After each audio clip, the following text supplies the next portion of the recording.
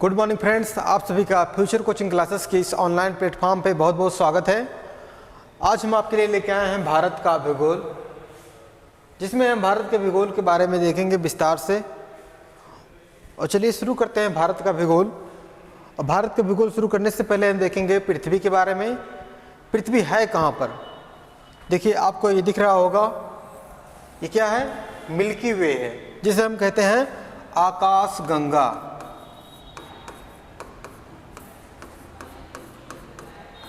आकाश गंगा के नाम से इसे जाना जाता है।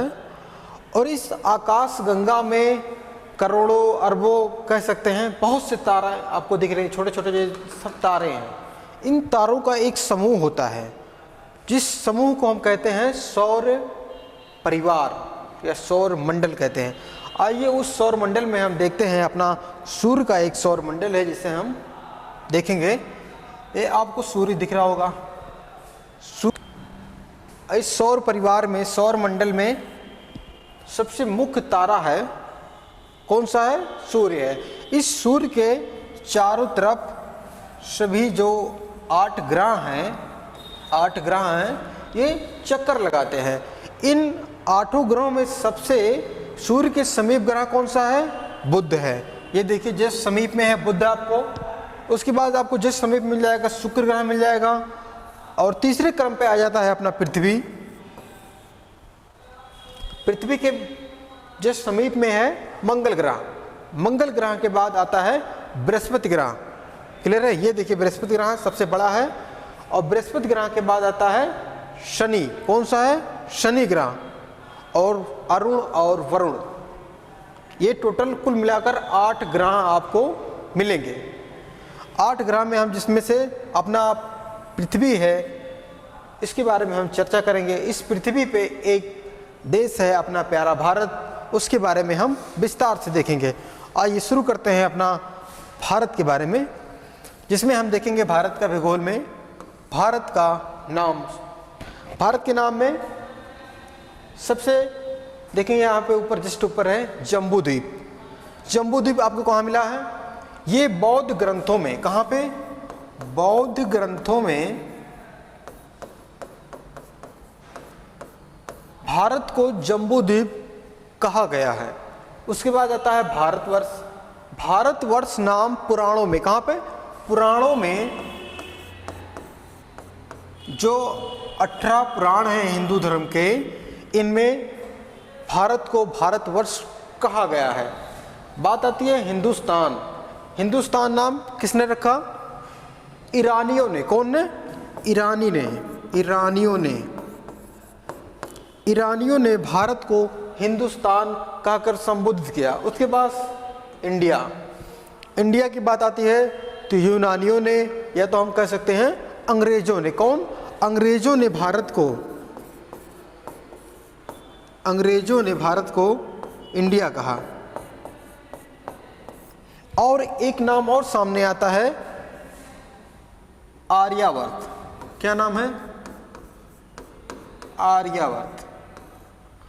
आर्यावर्त नाम सामने आता है, जिसका नाम आर्यावर्त इसलिए रखा गया है, पड़ा है, क्योंकि आर्य यहाँ पर रहने आए थे। तो इसलिए आर्यों का निवास स्थान नहीं हम कह सकते, क्योंकि आर्यों का निवास स्थान को लेकर बहुत से मतभेद हैं, जिनमें से सबसे मुख्य माना जाता है आर्य मध्य एशिया के निवासी थे। क्लियर है? आर्य मध्य एशिया के निवासी थे और यहाँ पर रहने के लिए आए थे, इसलिए भारत का नाम आर्यावर्त भी पड़ा है। जैसे आप लोगों ने रामायण देखा होगा तो उसमें ये श्लोक लिया गया है, भारतवर्ष एक नगरी है आर्यावर्त जम्बू द्वीपे। इस श्लोक का भारत के जो 3-4 नाम हैं उनका उल्लेख कर दिया गया है उस श्लोक में। आइए देखते हैं आगे हम, जो भारत की स्थिति है विश्व में, कहाँ पर है भारत। तो आपको ग्लोब पे लेके चलते हैं। देखिए, ग्लोब है, इसके पृथ्वी है। ये पृथ्वी के जस्ट बीचों बीच से एक रेखा खींची गई है, जिसे कहते हैं विषुवत रेखा या भूमध्य रेखा के नाम से हम कहते हैं। और एक रेखा खींची गई है उत्तर से दक्षिण में, जिसे कहते हैं हम देशांतर रेखा। किसे कहते हैं? देशांतर रेखा कहते हैं। इन दोनों रेखाओं को काल्पनिक रेखा कहा जाता है। क्लियर है? काल्पनिक रेखा है ये। 0 अंश यहाँ पे रहेगा, 0 अंश यहाँ पे रहेगा। उसके बाद हम देखेंगे अगर इसे हम डिसाइड कर दें, ये पूरब कर दें, ये पश्चिम कर दें, ये उत्तर कर दें और इस नीचे वाले भाग को दक्षिण कर दें, तो यहाँ से हमारा क्वेश्चन आराम से निकल आएगा। दो क्वेश्चन सबसे इम्पॉर्टेंट हैं यहाँ से। अगर से क्वेश्चन में पूछा जाता है कि भारत किस गोलार्ध में है, तो बताइए कहाँ पे है?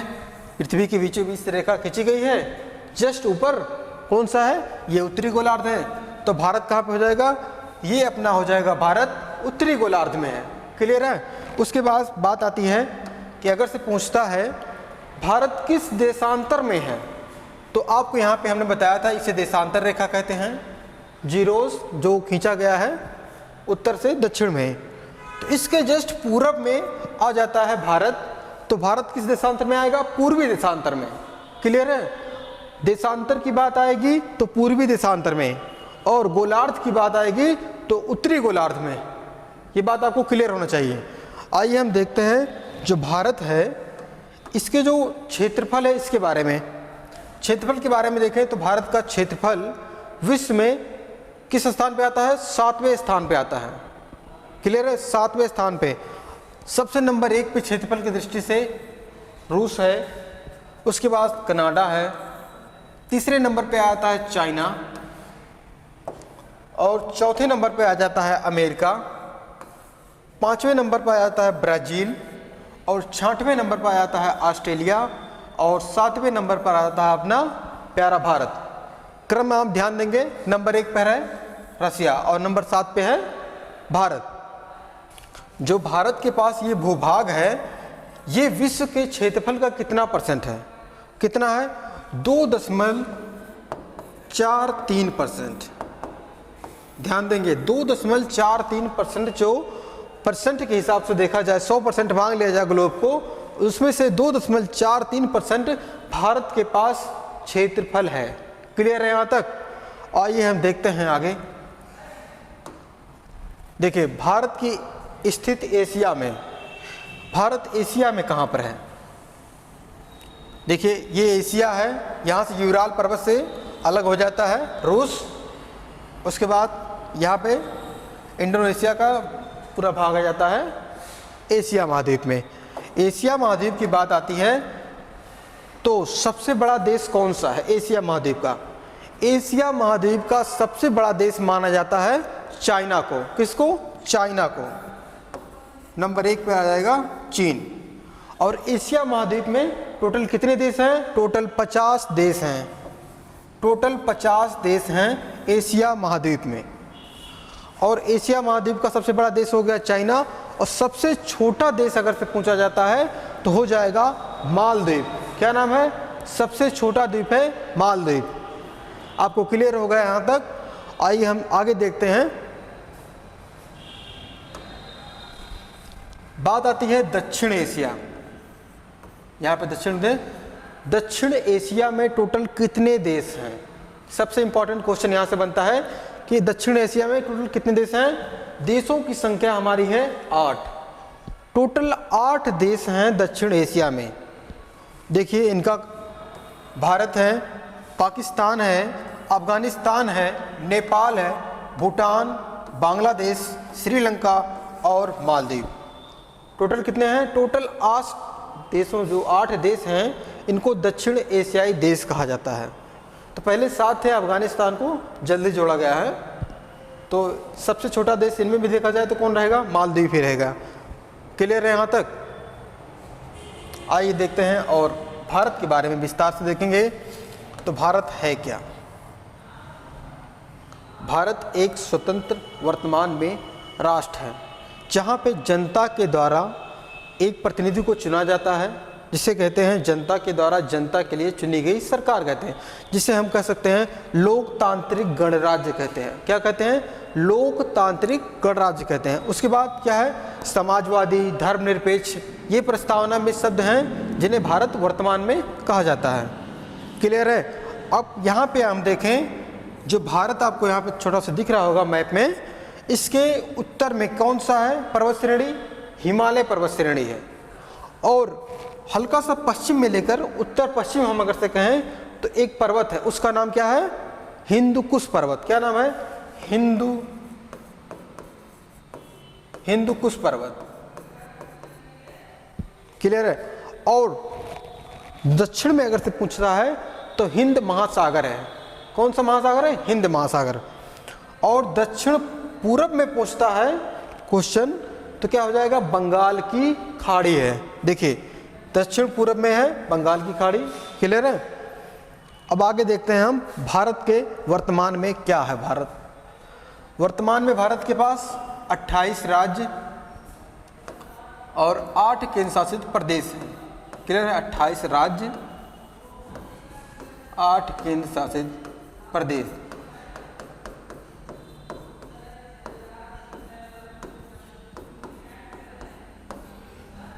यहां तक क्लियर है आपको?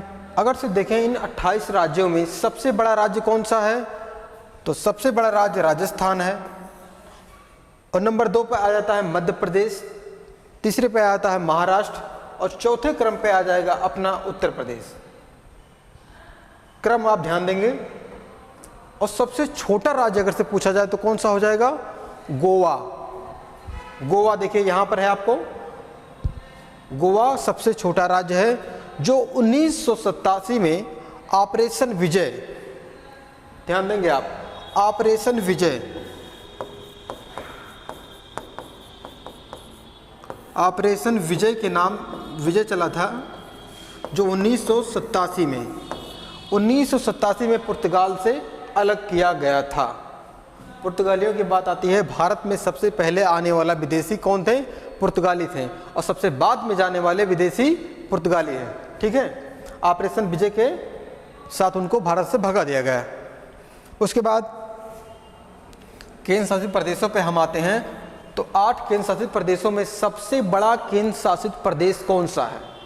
तो कौन सा है? आपको यहाँ पे दिख रहा होगा लद्दाख। लद्दाख भारत का सबसे बड़ा केंद्र शासित प्रदेश है वर्तमान में, जो कब 31 अक्टूबर 2019 को 31 अक्टूबर 2019 को केंद्र शासित प्रदेश के रूप में सामने आया। क्लियर है यहाँ तक? और सबसे छोटा केंद्र शासित प्रदेश अगर से नाम आता है तो क्या हो जाएगा? लक्षद्वीप। यहाँ पे है लक्षद्वीप, है यहाँ पे सबसे छोटा केंद्र शासित प्रदेश है। लक्षद्वीप की बात आती है तो इसमें टोटल कितने हैं? 36 द्वीप हैं। कितने? 36 द्वीप हैं, जिनमें से 7 पर सिर्फ मनुष्य रहते हैं। कितने? 7 पर सिर्फ ऐसा हम कह सकते हैं जीवन है, या 7 पर मनुष्य रहते हैं। ठीक है? ऐसा हम कहते हैं जीवन है, मनुष्य का जीवन रहते हैं, मनुष्य रहते हैं। क्लियर है यहाँ तक? उसके बाद बात आती है अंडमान निकोबार। अंडमान निकोबार सबसे बड़ा द्वीप समूह है। क्लियर है? भारत का। ये देखिए यहाँ पर है बंगाल की खाड़ी में। इसमें 500 कितने हैं? 572 टोटल कितने हैं? 572 द्वीप हैं। 572 द्वीप हैं, जिनमें से 37 पर, ध्यान देंगे आप, 37 पर जीवन है। 37 पर जीवन है। यहां तक आपको क्लियर हो गया होगा। आइए हम देखते हैं अपनी अगली स्लाइड। देखिए वर्तमान में अगर से पूछा जाए भारत के जो बिंदु हैं, पूरब से पश्चिम या उत्तर से दक्षिण, क्वेश्चन यहाँ से भी बनते हैं बहुत। तो आइए हम देखते हैं क्वेश्चन किस प्रकार से बनता है। तो आपको यहाँ पे दिखेगा पूर्वी बिंदु 97 डिग्री 95 मिनट, यहाँ पे है 68 डिग्री 7 मिनट, जो गुजरात का गौहर मोती है और अरुणाचल प्रदेश का किबुथु है। क्लियर है? अगर से 97 डिग्री 25 मिनट और 68 डिग्री 7 मिनट को हम माइनस कर दें तो कितना आ जाएगा? समथिंग 30 आ जाएगा। कितना आ जाएगा? 30 देशांतर आ जाएगा। और एक देशांतर में 4 मिनट होते हैं। कितने होते हैं? 4 मिनट होते हैं। अगर से हम इससे 4 से मल्टीप्लाई कर दें तो कितना हो जाएगा? 120 मिनट हो जाएगा। 120 मिनट। और अगर से किबुथु से गौहर मोती के बीच का समय का अंतर क्या हो जाएगा? टोटल 2 घंटे हो जाएगा। क्लियर है? 120 मिनट मतलब 2 घंटे। अगर से यहाँ के टाइम और यहाँ गुजरात के टाइम का अंतर 2 घंटे। क्लियर है आपको? उसके बाद देखें सबसे उत्तरी बिंदु कौन सा है? इंदिराकाल सबसे उत्तरी बिंदु है जो 37 डिग्री 6 मिनट पर है। 37 डिग्री 6 मिनट पर है। यहाँ पे आपको मिलेगा, अगर से जमीन स्थल से पूछता है, मुख्य भूमि से पूछता है तो कौन रहेगा? 8 डिग्री। क्लियर है? जो कन्याकुमारी के पास है। यहाँ पे आपको मिलेगा इंदिरा पॉइंट, ये ग्रेट निकोबार का है एरिया है इंदिरा पॉइंट, जो भारत का सबसे दक्षिणी बिंदु माना जाता है। क्या है? भारत का सबसे दक्षिणी बिंदु कौन सा है? इंदिरा पॉइंट, जिसे पिग्मेलियन पॉइंट के नाम से भी जाना जाता है। क्लियर है आपको? और इनकी बीच की दूरी हम देखेंगे, समय तो हमने देख लिया 2 घंटे का अंतर है। अगर से हम इनको दूरी में देखा जाए तो 2933 किलोमीटर, 2933 किलोमीटर की जो दूरी है किबुथु से गौहर मोती के बीच में। अगर से क्वेश्चन पूछता है कन्याकुमारी से लेकर इंदिराकाल के बीच की दूरी कितनी है, तो 3214 किलोमीटर। क्लियर है आपको? ठीक है, उत्तर से दक्षिण की दूरी।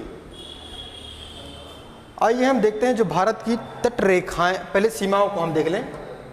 देखिए अंतर्राष्ट्रीय सीमा भारत की जो है टोटल 7 देशों से होकर होती है। कितने देश हैं? टोटल 7 देश हैं, 7 देश। इन देशों में देखें अगर से तो बांग्लादेश ऐसा देश है जिसकी भारत से अंतर्राष्ट्रीय सीमा बहुत ज़्यादा लगती है या सबसे अधिक लगती है। क्लियर है? कितना है? 4096 किलोमीटर। देखिए 4096 किलोमीटर की सीमा है, जिसमें 5 राज्य आ जाते हैं, पश्चिम बंगाल, असम, मेघालय, त्रिपुरा, मिजोरम।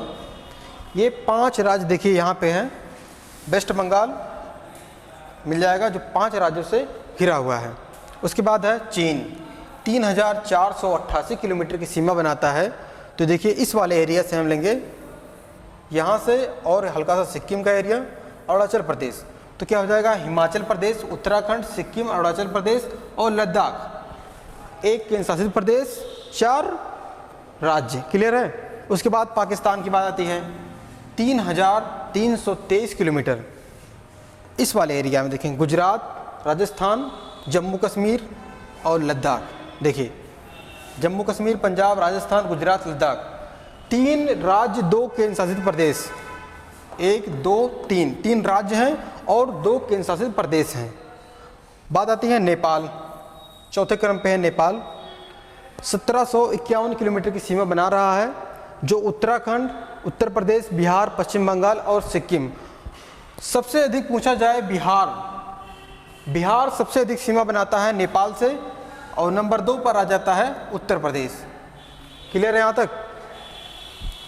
अब 5वें क्रम पर है अपना म्यांमार, पड़ोसी देश, इस साइड में है म्यांमार, जो अरुणाचल प्रदेश, नागालैंड, मिजोरम और मणिपुर, 4 राज्यों से अंतर्राष्ट्रीय सीमा बना रहा है।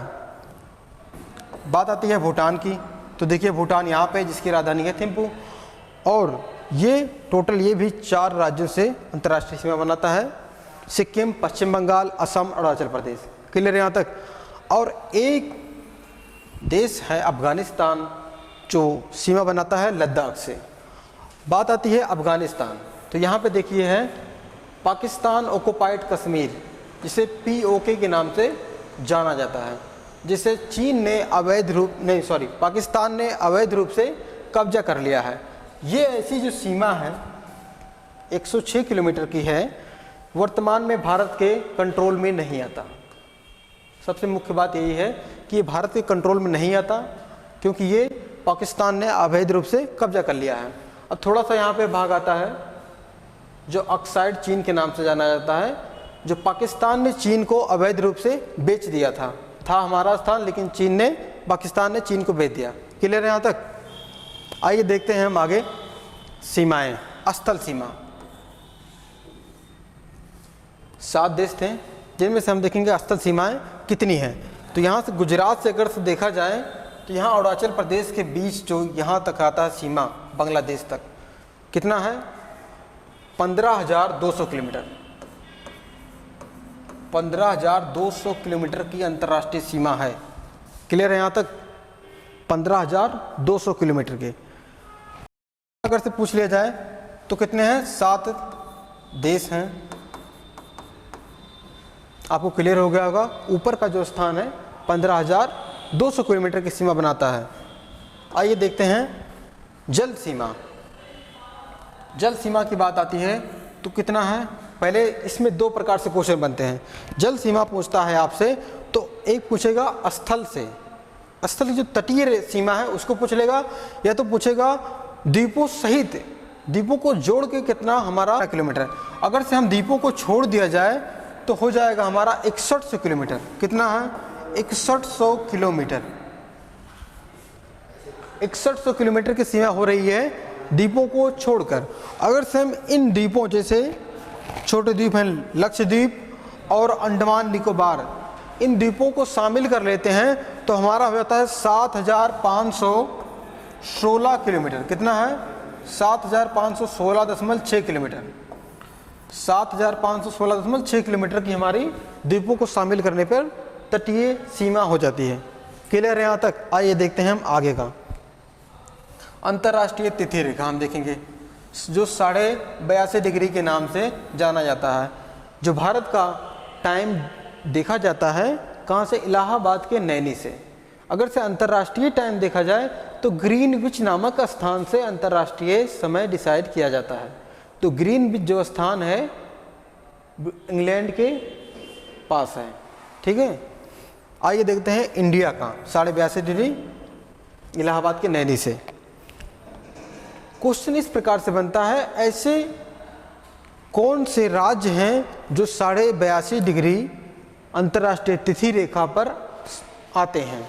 तो इनमें से नाम आ जाता है, नंबर 1 पे है उत्तर प्रदेश, नंबर 2 पर है मध्य प्रदेश, उसी क्रम में देखें तो नंबर 3 आ जाता है छत्तीसगढ़, उड़ीसा और आंध्र प्रदेश। टोटल 5 भारत के ऐसे राज्य हैं जो अंतर्राष्ट्रीय सीमा इनके बीच से होकर गुजरती है। क्लियर है आपको? इसका एक ट्रिक है जो आपको अच्छा लगे, देखिएगा। उमस एसी चलते उड़ गया। ये ट्रिक आपके लिए बहुत आसानदायक होगा। तो आइए हम देखते हैं उमस एसी चलते उड़ गया, जिसमें ऊ का मतलब होता है उत्तर प्रदेश, माँ का मतलब है मध्य प्रदेश और ए का मतलब होता है आंध्र प्रदेश, सी का मतलब है छत्तीसगढ़, उड़ का मतलब है उड़ीसा। टोटल 5 राज्य हो चुके हैं। आपको याद हो गया होगा हमें लगता है। तो आइए चलते हैं अपना अगला स्लाइड पे। देखिए कर्क रेखा की बात आती है तो ये भारत के कितने राज्यों से होकर गुजरती है? ये भारत के 8 राज्यों से होकर गुजरती है, जिसे 23.5 डिग्री के नाम से जाना जाता है। तो आइए देखते हैं भारत के वो कौन कौन से राज्य हैं जिनके मध्य से कर्क रेखा होकर गुजरती है। तो सबसे पहले नाम आ जाता है गुजरात का, राजस्थान का, मध्य प्रदेश, छत्तीसगढ़, झारखंड, पश्चिम बंगाल, त्रिपुरा, मिजोरम। ये रेखा भारत के बीचों बीच से होकर गई है। इसका एक ट्रिक है जो शायद आपको पता होगा, जो इम्पोर्टेंट है। देखिए, मित्र पर गमछा झार, ये बहुत आसान ट्रिक है, शायद आपको पता भी होगा। मित्र पर गमछा झार, मित्र का मतलब क्या होगा?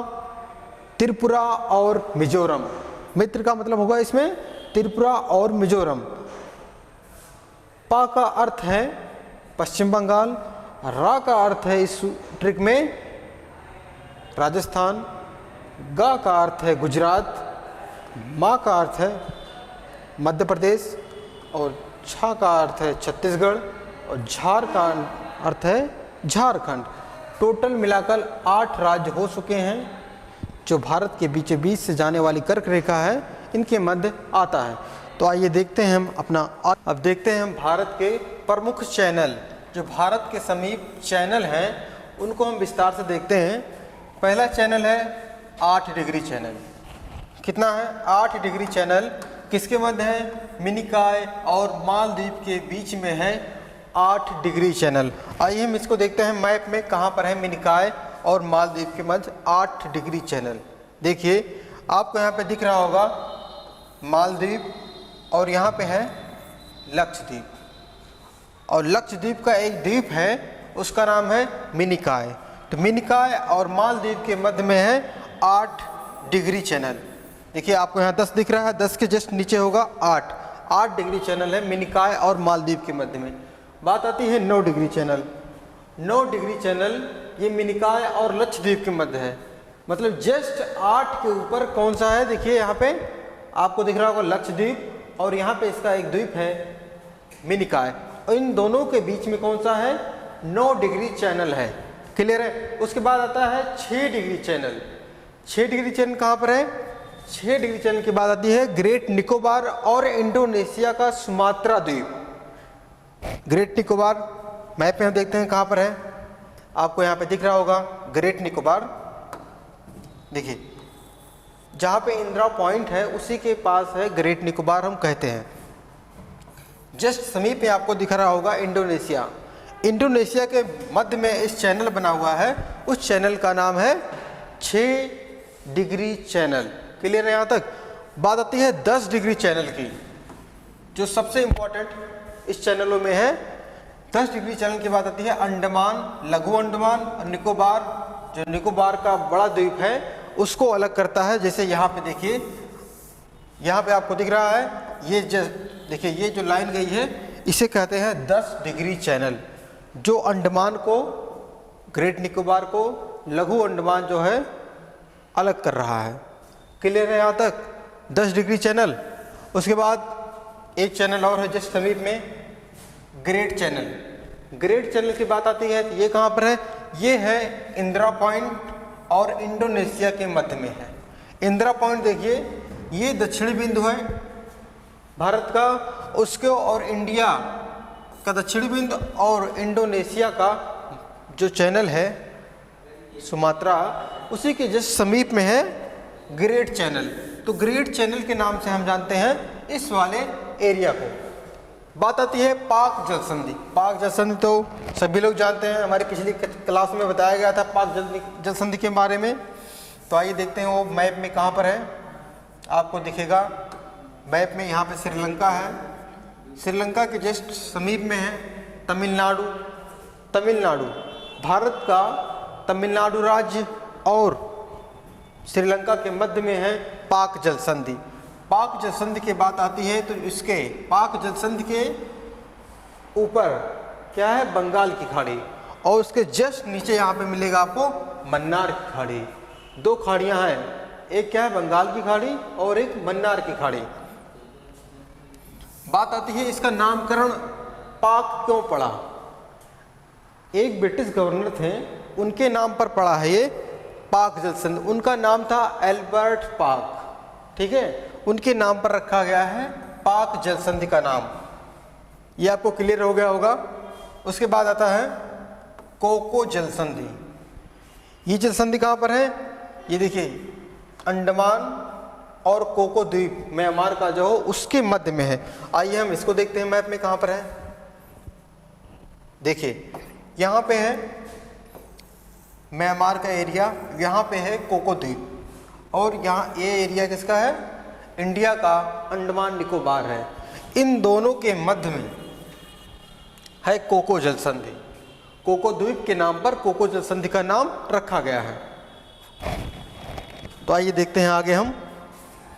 तो भारत के अंतर्राष्ट्रीय रेखा है उनके बारे में हम देखेंगे। जो अंतर्राष्ट्रीय रेखा से भारत के क्षेत्रों को बांटा गया है, जो अलग हुए हैं देश, उनके बारे में हम देखेंगे। पहले देखेंगे रेड क्लिफ रेखा। ये भारत और पाकिस्तान के मध्य में है, इस वाले एरिया में है। उसको मैप से थोड़ा जूम करके हम देखेंगे। देखिए, अरे सॉरी, देखिए आपको यहाँ पे दिख रहा होगा पाकिस्तान, गुजरात का एरिया है, इसे कहते हैं रेड क्लिफ रेखा।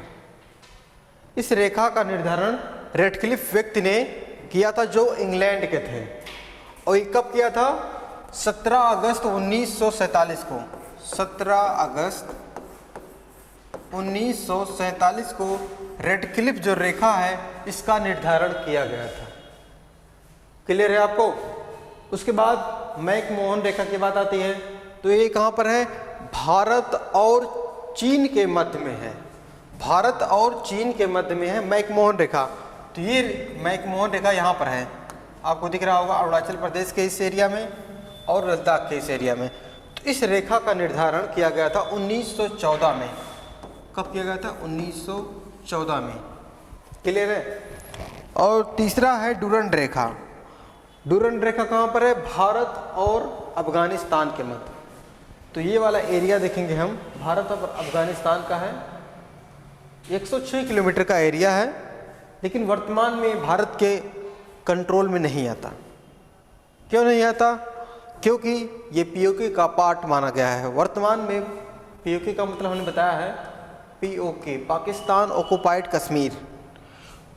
जो ये मुद्दा चल रहा है उसी के मुद्दे के बीच में आ गया है अपना कश्मीर, और वर्तमान में कश्मीर का पार्ट ना होकर लद्दाख का हो गया है, क्योंकि लद्दाख एक केंद्र शासित प्रदेश हो गया है।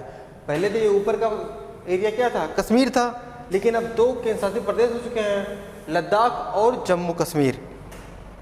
इसलिए वर्तमान में रेखा नहीं आ रही है। क्लियर है आपको? और ये डुरंड रेखा वर्तमान में पाकिस्तान और अफगानिस्तान के मध्य आ रही है। सबसे महत्वपूर्ण बात यह है कि ये डुरंड रेखा है वर्तमान में पाकिस्तान और अफगानिस्तान के मध्य आ रही है। इस रेखा का निर्धारण 1996 में किया गया था। 1996 में डुरंड रेखा का निर्धारण किया गया था। तो हमने शुरुआत से लेकर क्या देखा?